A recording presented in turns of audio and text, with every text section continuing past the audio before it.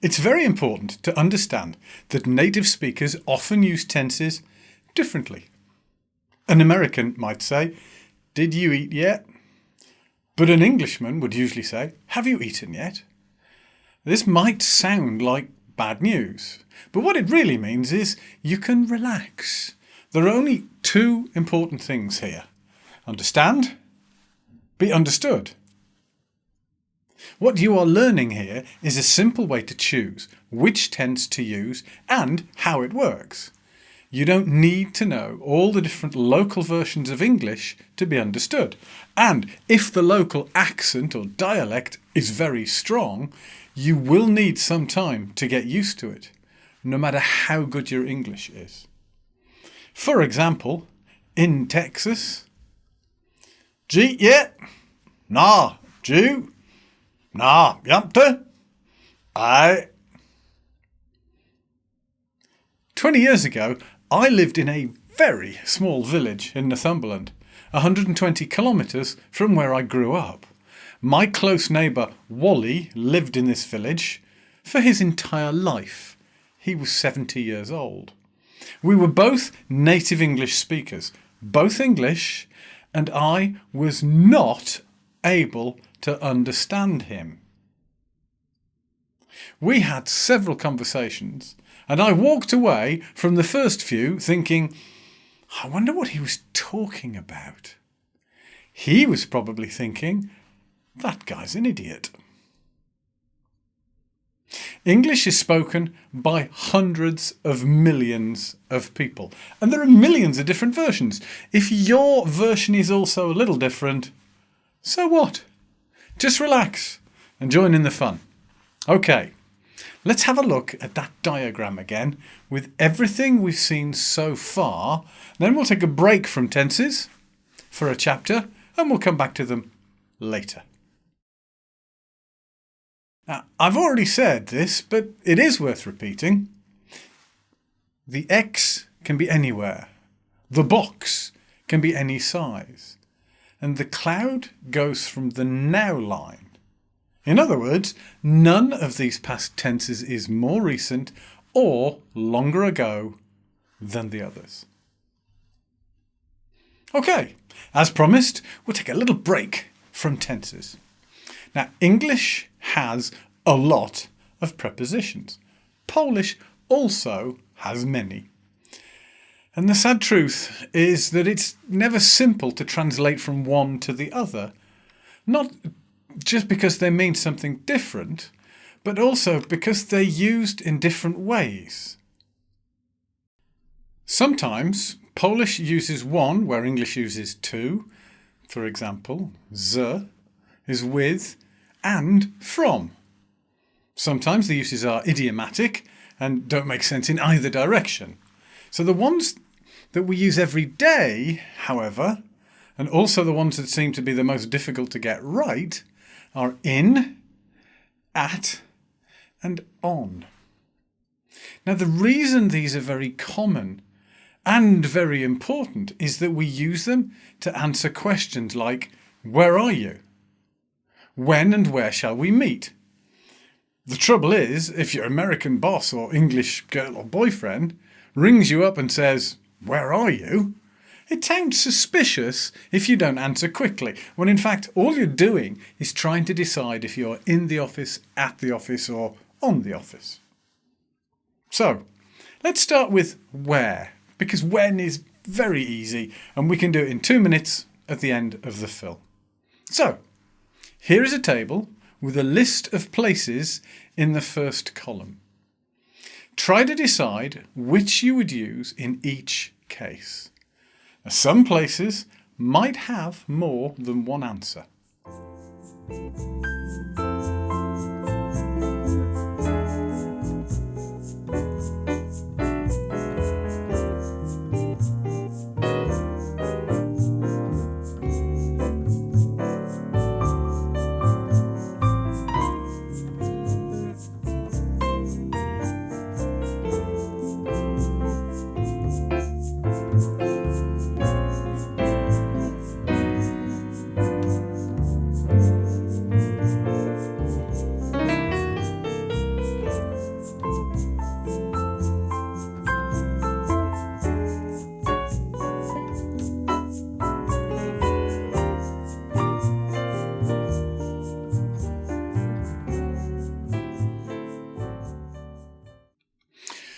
So, how did you do? Do you mind if I guess?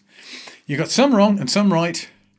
Some of the ones you got right just because they felt right, but for some of them you remembered the rules. Yes, the rules.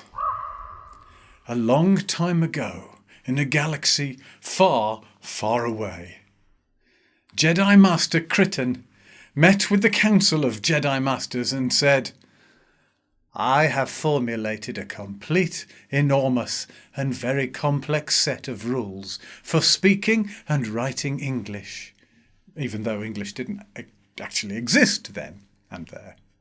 It is my belief that these rules should be rigorously and strictly taught to all of the younglings and enforced upon the people of the galaxy. All shall speak according to the rules, or they shall remain silent, and we shall have peace. The Jedi Masters immediately realised that Master Crichton had gone over to the dark side of the Force. So, for the good of all sentient beings everywhere, they chopped him up into little smoking pieces with their lightsabers. Unfortunately, when the same thing happened in our galaxy, the Jedi Council were less wise and believed themselves more merciful. So they sent him to teach English in Poland. Okay, that was probably not a true story.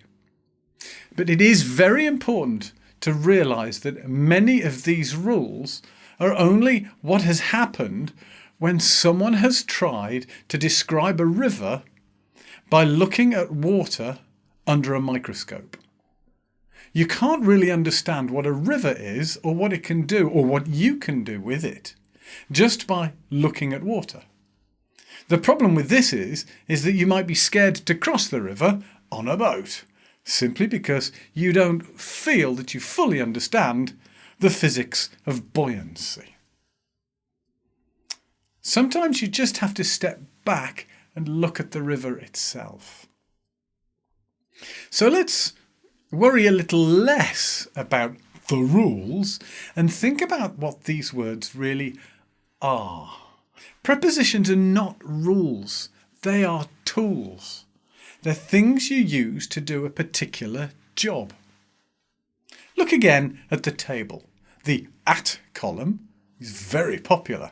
So, in an emergency, if you have no time to think about it, choose at. You'll probably be right. So what we really need to do is to look at what we mean when we say in, at, and on. Now, in is a shorter version of the word inside. It's a physical description. It means you are in some way enclosed by the boundaries of the thing that you are in. You can be inside a box or a room or a circle drawn on the floor or a forest. You can be inside a house or a church, a swimming pool or a bus station. If you are in the beach, you have a problem because you have fallen asleep and some children have buried you in the sand. Now, on is very similar to in. It is a physical description. If you are standing on the floor, you are physically in contact with the surface of the floor, but not in any way inside it. If you think of a bus as a platform with wheels, you can be on the bus in the same way that you can be on almost any form of transport. Now, a picture hangs on the wall. It's in physical contact with, but it's not a part of, it's not inside the surface. So, if you're on a mountain, you might be running away from a bear. If you're in the mountain, there's probably some sort of cave. Hopefully it's not the one that the bear lives in. Now, at is slightly different. Imagine your boss calls you on your mobile. Boss, hi, where are you? Oh, I'm at work. So why can I hear a lot of people having fun in a bar? Oh, that's because I'm in a bar, but I have my laptop, I'm writing emails, I'm answering my phone, I'm at work. Now, what the boss says next, I'll leave to your imagination. But the point is that at is more about what you were doing, your reason for being at a place, rather than specifically your physical location. We often use it as though it is a physical description, but it's more about reason, function, purpose. This is the reason why it is almost always correct, and the one you should choose in an emergency. Now, imagine that we all go for a drink in Kraków with 30 friends and an English bus driver. We hire a bus. The driver takes us to Kraków and says, OK, you have 5 hours to drink. We will meet back at the bus at 1 o'clock in the morning. Now, if you are there early, you are still at the bus, but not in it, because the driver's not there to let you in yet. You sit at a table when you are using the table, at a computer, at a piano. You can be at the cinema to see a film, or because you work there. You can be at home, but not in home. In English, home is a concept. You live in a house or a flat, but at home. You can't live in a concept. Now, you can be at the railway station to meet someone or to catch a train. You can be at a particular place in France, but France is too big to be at. So, at a particular place in France. So, it's okay to be in a bar or at a bar, but if you're on the bar, you might not be in the bar for much longer. You can swim in a lake, you can kayak on a lake, or you can meet people at a lake. You might have a house at the lake. Many native speakers say that a house that is at the edge of a lake is on the lake. Don't worry. You'll see what they mean if you're invited. Okay, you can be in a church or you can be at church. But if you are on a church, then you're probably fixing the roof or you're a sniper. So, to summarise, in means physically inside. On means touching the surface. At is related to function, to purpose, for example, meeting or working or shopping or drinking. So, very quickly, let's do in, at and on for time. Now, the ones people have problems with are usually date, day, month, season, and time on the clock. 9:15, lunchtime, midnight, etc.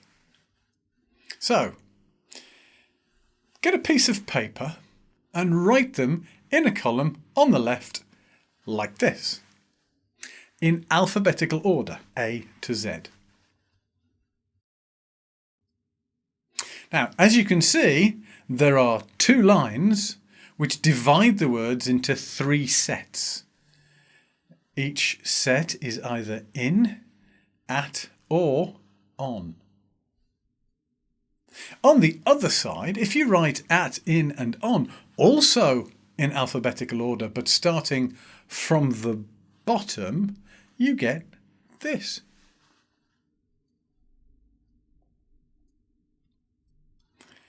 The only thing you really need to remember is where to put the lines. Now, stick that piece of paper on the door of your fridge or on the side of your monitor. So, let's meet at the bar, in the hotel, on the mountain, in summer, on the 24th of July at midday. Okay, time to get back to tenses.